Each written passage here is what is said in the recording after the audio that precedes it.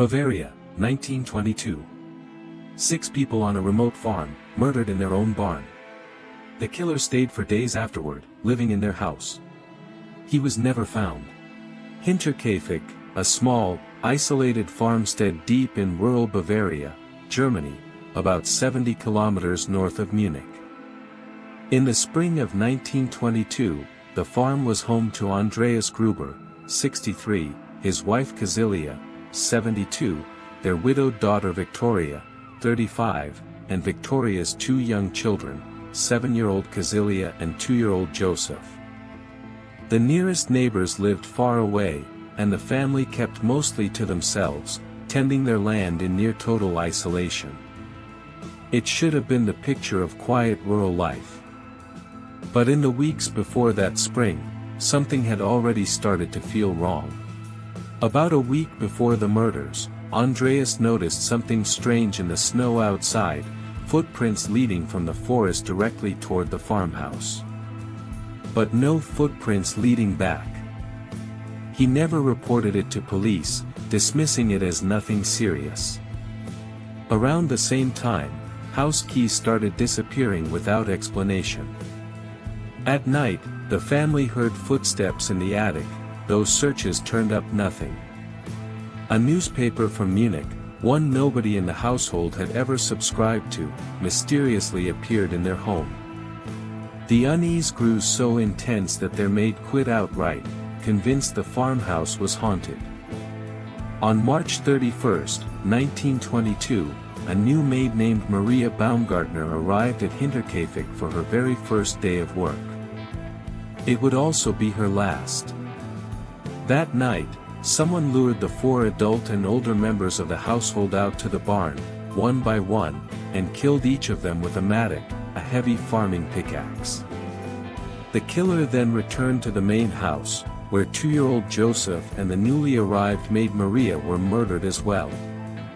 In total, 6 people were dead, killed with the same brutal weapon. What happened after the murders is what makes this case so chilling, even more than a century later. Evidence later suggested the killer didn't flee the farm. Instead, he appeared to have stayed there for days, tending to the livestock, cooking meals in the family's own kitchen, essentially living inside the house alongside the bodies of the people he had just killed. Smoke was reportedly seen coming from the farmhouse chimney in the days that followed, and a neighbor even claimed to have spotted someone moving around the property, completely unaware anything was wrong. It wasn't until April 4, 4 days later, that a neighbor named Lorenz Schlittenbauer grew concerned after noticing the family's mail piling up uncollected. He gathered 2 other neighbors to check on the farm. Finding the front door locked, the men made their way to the barn instead, where they discovered the bodies of Victoria, her young daughter, and her parents, stacked together and partially covered with hay and wooden boards. Moving further into the property, they found Joseph and Maria dead inside the house as well. By the time the lead investigator finally arrived from Munich, dozens of shocked locals had already walked freely through the crime scene, moving bodies, touching evidence, and unknowingly destroying critical clues in the process. Autopsies confirmed all 6 victims died from repeated blows to the head.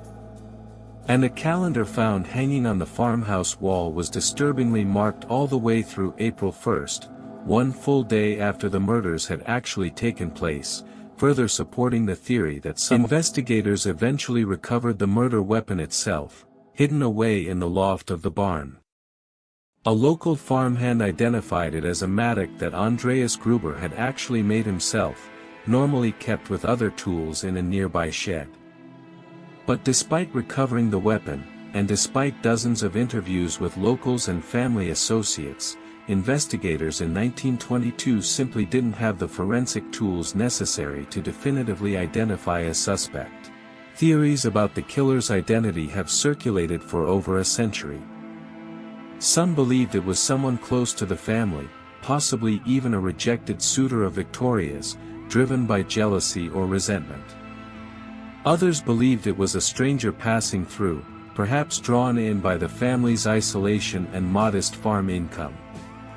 The eerie warning signs in the weeks before, the footprints, the missing keys, the sounds in the attic, have led many to believe the killer had been watching this family, and planned. In 2007, decades after the crime, a group of criminology students at a German police academy revisited the case using modern investigative techniques, hoping fresh eyes might finally crack it after all these years.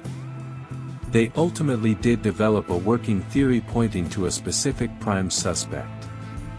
But out of respect for that individual's living descendants, they made the decision never to publicly reveal the name, leaving the case officially exactly where it had always been, unsolved. More than a century later, the Hinterkaifeck murders remain one of the oldest, and most unsettling, unsolved mass murders in German history.